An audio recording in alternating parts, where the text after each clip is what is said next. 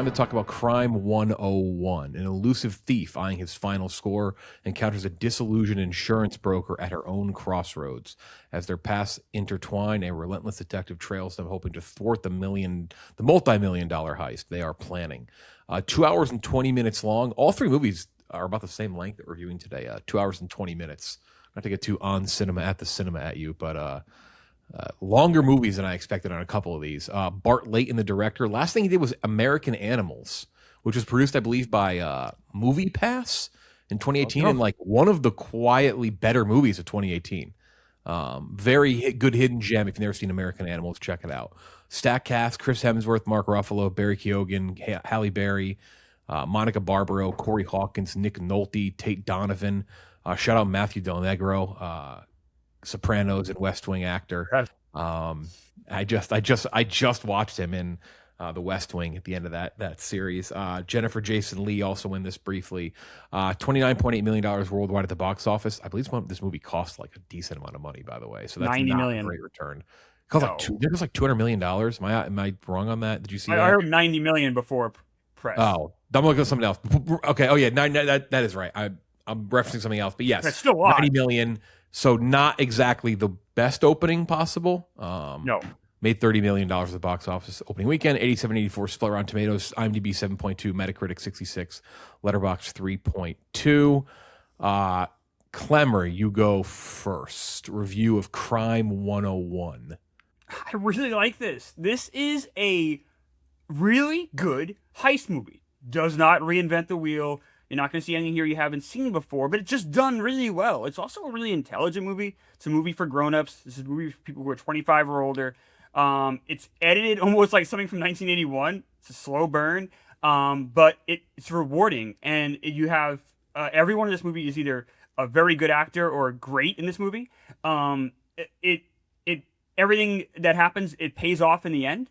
It's a very worthwhile watch. If you enjoy heist movies, I'd stamp like a must-watch on this. I enjoyed the hell out of this movie. I didn't know what to expect going in. The marketing's been horrible. The promotional, everything makes this movie look boring or weird or no reason to go see this. There is a reason to see this. It's a really smart heist movie that I think anyone who enjoys that genre will enjoy. I give this an 81 out of 100, and I like the hell out of this movie. Okay, 81 out of 100. What'd you give it, Kenjac? I'm an 82 out of 100 right there with Klemmer. And I would agree. The marketing in the trailers really let this one down because they present it as this sort of like streamer level garbage heist movie. Like maybe it would be one we would enjoy, like in the same like realm as something like Den of Thieves or something like that. But like it doesn't look like the movie that you actually get, which I think is like a really interesting, 3-character perspective of the heist. It has really cool cinematography, complimentary music for the LA heist, which is, again, it's really tough to make an LA heist movie and not just be called Heat. And I think this does do a pretty decent job of getting outside of the zone while still also like you get that sort of feel out of it. Definitely cliched points, like Klemmer said, but you don't like nothing that makes you go like, oh, this again, like, oh, this same old thing, this blah, blah, blah. And I don't really feel, because this is a 2 hour and 20 minute long movie, you don't really feel that a lot, which I think is very impressive. And I think one of the worst things you could say about this movie is like you could tell that it's supposed to be longer, and I wanted more of it. Like for example, and me said this when we left the theater, Klemmer, like Jennifer Jason Leigh, you don't cast Jennifer Jason Leigh for 2 lines. Like clearly she had a bigger part to play. Clearly there's a lot of other like threads that were meant to be played out that they didn't have time, or they had to leave in the cutting room floor or whatever. Chris Hemsworth American accent's very bad, but I don't care because I think he's good. He's like almost like playing like Ben Affleck in The Accountant, like just a big handsome doofus that has no idea how to talk to people. And I think I'm trying to think of anything else I can really say I didn't like, but it's tough. I don't want to try and find that. Loved it. Loved the cinematography. Liked the story. Found it really interesting, and I would watch more movies like this for sure from this director. All right, 2 in the 80s. What'd you give it, Gooch? Not far behind. I'm at a 70. Like you guys said, this movie, they really undersold how great this movie looks. Like there's been a lot of, and we're right in that sweet zone right now of everyone who grew up watching Michael Mann movies and specifically Heat are now like making movies. And this is like, there's a lot of them. Den of Thieves is one of them. This is very much a Heat, To Live and Die in LA, like disciple. Like this is very much in conversation with those, paying homage to them, and does a great job, about as good of a job as like any movie in recent years has done in terms of like replicating that visual style specifically, and the way it's edited and the way it takes its time. It's 2 hours and 20 minutes. Really doesn't feel like that, but it takes its time, so it's nice. I don't really love Chris Hemsworth in this lead role. I'll be honest. Like, I think he's a bit miscast as this kind of lone wolf. He's just so enormous and handsome and sticks out like a sore thumb no matter where he is. So using him as a getaway criminal is just a tough sell for me, because like no matter where he's at, you just clock that guy. You clock that guy, he stands out. Like, he's going to stick out no matter where he is, and I'll never believe that he's like having trouble talking to women. I just can't. I can't buy into it.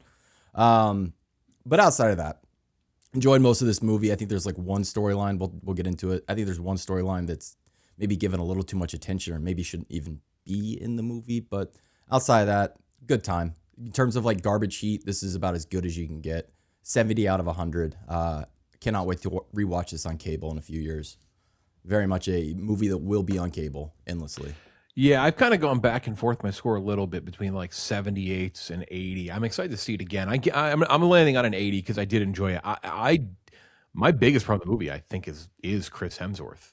Like, I actually like I don't think he's terrible in that role. I just think I don't think his acting is the problem. I just think he's not right for that role. I don't know why. It just doesn't fully work for me. He also, I will say, this is weird. I don't want to get too like nuts and bolts of his performance, but fucking talks through his hand like for the first like 45 minutes of the movie. Just kind of strange to me. It just kind of stuck out as weird. It looks great. That opening shot is fucking awesome. Like, it's one of the coolest shots of LA I've like seen in a movie in, I don't know, forever. The twist, yeah. It obviously has a great Springsteen Jersey Girl needle drop, which is worth like 35, 40 points alone. And not just a needle drop, like a like referenced, like she talks about the song. Everyone in the movie is really solid. I hate taking an 80 and then being negative, but like I do think if this thing had been like a little tighter and more focused, this could have been like up there for favorite of the year so far for me, because it does kind of lose itself a little bit. I think it's a little overbaked in some spots. There are a lot of things happening, and some of them sort of trail off and lose focus a little bit as it goes on. I don't even know if I'd say they don't tie things up. I think they do tie things up, but they tie things up in a way of almost like, oh, we got to make sure we tie that up, not like a natural thing. That'd be my one big problem. I think it was just maybe like a hair more focused, but it's like, I think the story is really well done. It's a really enjoyable heist. I think it kind of takes some twists and turns and some things that there was, I don't want to spoil it yet. We'll spoil it in a second, but there was like something that happens in the trailer that I've seen the trailer like 3 or 4 times, and I didn't know it was about to happen, and it still kind of caught me off guard. So they did a pretty good job of kind of steering you in certain directions. And how it ends is a little unexpected for me. So yeah, I did enjoy that. Looks really solid, like really solid, well done action heist movie. That I do think could have been like, this isn't like, oh, this is the ceiling or something like this. Like, I think this is almost like the floor. Like, this could have been like really fucking good. Maybe like a touch unfocused. We'll spoil it now. So if you want to see it, you'd stop listening now, but we will spoil it. Yeah, I like when Ruffalo gets in the car. I don't know. I guess I'm a big dummy. I mean, I've seen that scene in the trailer 100 times, but even that I was like, oh, that's fun. Like even that whole like sequence of the plane and him tracking the plane stuff. Like I did think that was neat. Built up the tension. I was like, oh shit, okay, like.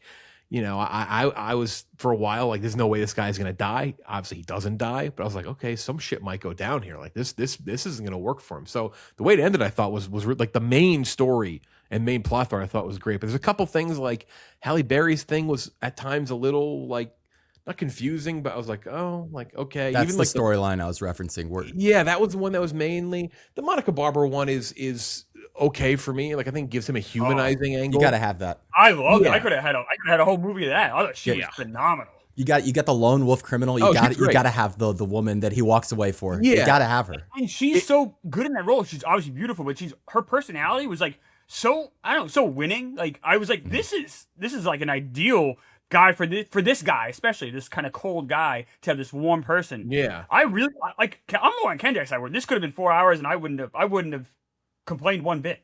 No, the world building here I thought was exceptional. This is like a mini series, like 3 or 4. Like I that could have been solved, but obviously it's a 2 hour and 20 minute movie. So for me, it just kind of hit that weird zone where I don't know, like some of it just didn't fully work, but the main thing did, and that's kind of what matters most. So, Were you guys upset that Nick Nolte stuff didn't get resolved? I wasn't, because No. it's not realistic that he breaks him down. He's too powerful, I think. Yeah, that's something like if they were to make a sequel or make this movie longer, I'm sure I'd like to see it, but I wasn't like bummed out to not see it fleshed out. You know? Yeah. By the way, Nick Nolte, crazy voice in this movie. yeah, I would say yes if I haven't seen The Mandalorian 900 times, and that's just what he fucking sounds like in The Mandalorian. Okay, all right. His True. Ugnaught character. So, but yeah, no, it was. I guess I didn't. I don't. Again, I've seen the trailer, but this maybe like I haven't like fully paid attention to it, or maybe it just didn't catch my interest. You know, it's one of those trailers that feels like. Remember when they first started showing the trailers for the Holdovers, and it like wasn't even a trailer. It was like part of like Nuvi, and you'd be like, "What the fuck? Like, is this even going to be shown in theaters?" Like, that's kind of how I viewed Crime 101 initially. So I do agree. Like the marketing on this was kind of like ass. Horrible. Such a movie that I looks would say- as great as it does. You guys, like, I have 3 movies as the top 3 of the year so far, and this is clearly, and there's a pretty big drop off for that. Bone Temple, this, and Send Help, I think are like, to me, like in a Bone class Temple their and own. Send Help for me are like a good tier above this. Not a good tier, but they are a tier above it. Like this is below that tier. Okay. But I have think them all this is definitely a third. Well, how do we feel about by the way, Barry Keoghan? Where are we at with Barry Keoghan right now? Love them. This was Can't get enough. I think this is. What has he been doing recently that I just did not like him in? I cannot remember what I saw him in recently. Oh, well, Hurry Up Tomorrow was terrible. That's not his fault. Yeah, but that wasn't the one I was thinking of. Definitely something I don't know. else. This was He's a good spot perfectly for him, though. unhinged in this. Like he is a perfect He's cast so for this good. movie because I just assumed at any point he was going to just shoot and kill everybody. Like he was just like he is like he's a complete fucking disaster. Like that character has to be that to make it make sense. Is unhinged lunatic, and so he fit that. It was yeah. That Perfect role bank for scene him. or that jewelry scene when you see how he robs a jewelry store compared to how Yeah. Hemsworth robs it Yeah. is so fantastic. I was like nervous. I was a nervous wreck watching that. It was so well shot, so well done. Constantly fucking up, and you also, by the way, to kind of piggyback off that, you get a good car chase out of this, which like a good, cool, like old fashioned LA car chase. And they also kind of reference a little bit of that later when they talk about like Steve McQueen movies, and he's like, "What's your favorite Steve McQueen movie?" And I'm sitting next to Klemmer, and I'm like, "Say Bullet, say Bullet." And he's like, "Bullet," and I'm like, "Fuck yes!" Like, I love that. I love that. It's a really cool old school vibe of that. Also, really love the way they shot the motorcycle. Yeah. Anytime they're on the motorcycle, really cool way to shoot that too. with the visor. Love that design. That was awesome. Him zigzagging, like when the guy's Yeah. going straight and all the motorcycle stuff. And the helmet looked cool. And I then go agree. up to like the rig shots on like under like the street level up to like the top. Like, oh, that was cool shit. And they also had the shot which we talked about when we left, Klemmer, the widows type shot when like Halle Berry gets in the car and you get the camera on the door. So closing good. on the conversation. And the Oh, door love like that. shakes when you close it. Yeah, Yeah. love that.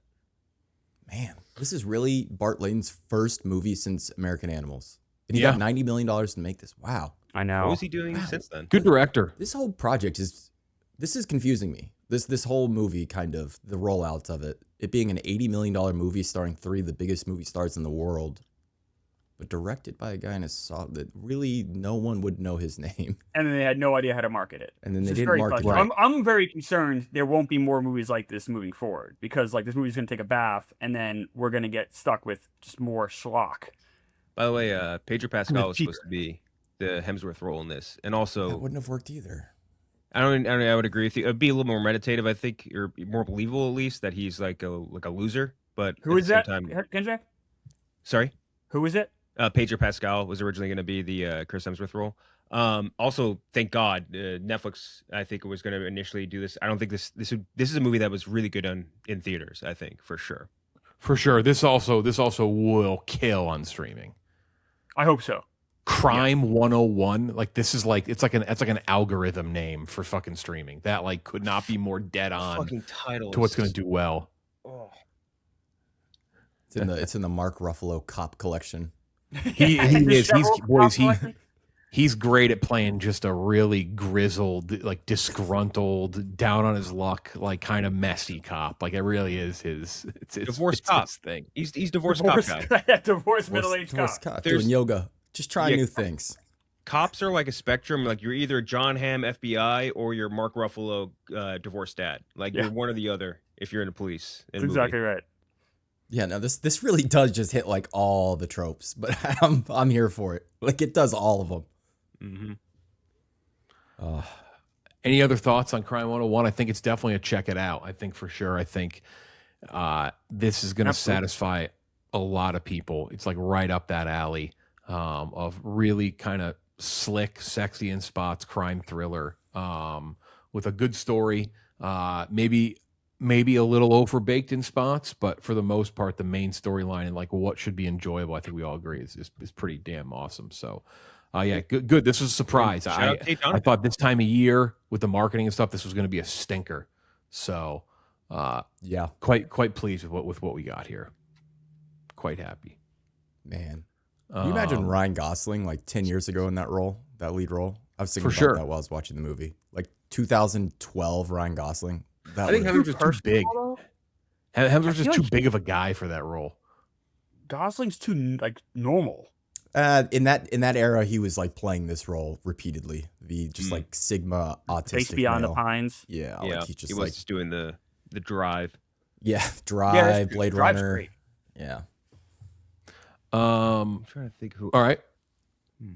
So that is Crime 101. We would definitely say go see. We all enjoyed it to varying degrees. A solid action heist movie that, yes. I know some we did say it. Yes, it's reminds you of Heat a little bit, just not quite as good as Heat. That seems to be 90% of reviews in this movie are like it's like Heat light. It did remind me. All I could think about the whole movie is how Heat 2 is coming out. By the way, that's all I could think about. I was like, oh, yeah, they're doing a fucking Heat 2. That's right. That is Crime 101 though. Definitely check it out.